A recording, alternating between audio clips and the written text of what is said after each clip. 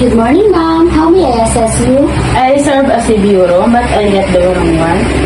I was disappointed. May I have your name, please? I'm Jay Ancarino. Thank you. Please allow me a moment to access the reservation.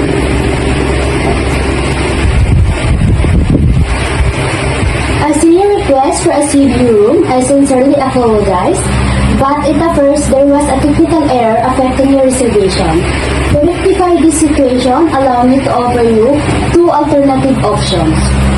Option 1, a room with a partial sea view is located in the higher floor. Option 2, a full of complimentary upgrade to one of our suites, although it does not directly face the sea. Which of these would you prefer, ma'am? The suite is the truly significant upgrade. Absolutely, ma'am.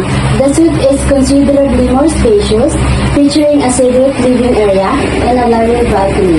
And as further gesture of apology for this situation, we would also be pleased to include complimentary buffet breakfast for the entire duration of your stay. Your room is 104 and here is your new room key.